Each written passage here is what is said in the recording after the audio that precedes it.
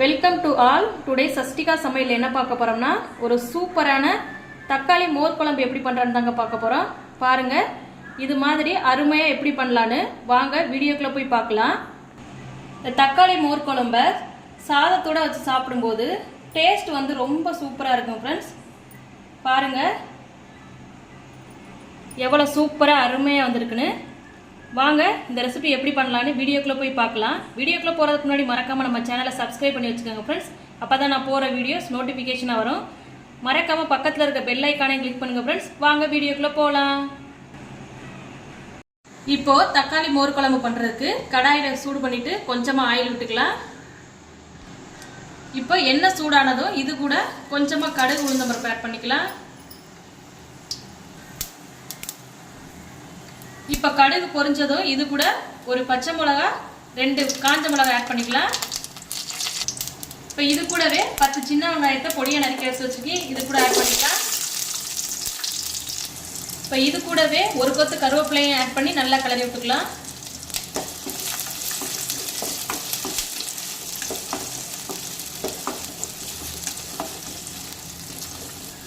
இப்போ வெங்காயம் நல்லா வதங்கி வந்துருச்சு. இப்போ இது கூட தக்காளி பழம் 2 பழுத்த தக்காளி பழத்தை இது கூட ஆட் பண்ணி கிளறி விட்டுக்கலாம்.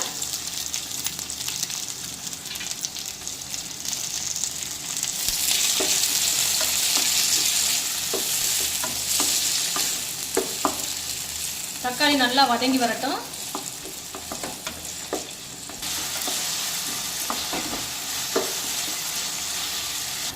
இப்போ தக்காளி நல்லா வதங்கி வந்துருச்சு. இப்போ இது கூட கொஞ்சமாக உப்பு, கொஞ்சமாக மஞ்சள் தூள், இப்போ இது கூடவே கொஞ்சமாக மிளகாய் தூள் ஆட் பண்ணி நல்லா கிளறி விட்டுக்கலாம்.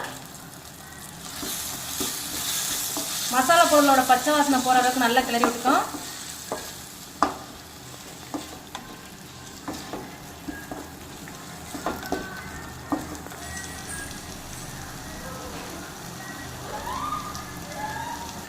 இப்போ இது கூட 1/4 கப் அளவு தண்ணி ஆட் பண்ணி நல்லா கொதிக்க விடலாம். இப்போ பார்த்தீங்கன்னா நல்லா கொதிச்சு வரட்டும். இப்போ பார்த்தீங்கன்னா நல்லா கொதிச்சு மசாலா பொருட்களோட பச்சை வாசலாம் போய் வந்துருச்சு. இந்த பக்கம் வந்த உடனே நம்ம அடுப்பை ஆஃப் பண்ணிடலாம்.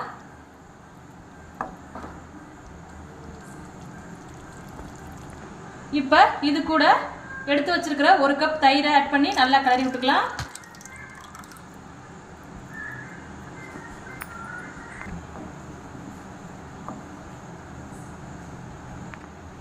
இப்போ பார்த்தீங்கன்னா இதை நல்லா கிளறி விட்டுக்கலாம். இப்போ பாருங்கள், நமக்கு தேவையான சூப்பரான தக்காளி மோர் குழம்பு ரெசிபி ரெடி ஆயிடுச்சு ஃப்ரெண்ட்ஸ். நீங்களும் இந்த ரெசிபியை மறக்காமல் ட்ரை பண்ணி பாருங்கள். ட்ரை பண்ணி பார்த்துட்டு டேஸ்ட் எப்படி வந்துச்சுட்டு கமெண்ட்டில் சொல்லுங்கள் ஃப்ரெண்ட்ஸ். இந்த தக்காளி மோர் குழம்ப சுட சுட சாதத்தோட வச்சு சாப்பிட்டோம்னா டேஸ்ட் வந்து ரொம்ப சூப்பராக இருக்கும் ஃப்ரெண்ட்ஸ். இந்த ரெசிபி உங்களுக்கு பிடிச்சிருந்துச்சுன்னா மறக்காமல் நம்ம சேனலை சப்ஸ்கிரைப் பண்ணி வச்சுக்கோங்க ஃப்ரெண்ட்ஸ். பக்கத்தில் இருக்கிற பெல் ஐக்கானையும் கிளிக் பண்ணுங்கள். அப்போ தான் நான் போகிற வீடியோஸ் உங்களுக்கு நோட்டிஃபிகேஷனாக வரும். மறக்காமல் லைக் பண்ணுங்கள், ஷேர் பண்ணுங்கள், கமெண்ட் பண்ணுங்கள் ஃப்ரெண்ட்ஸ். தேங்க்யூ.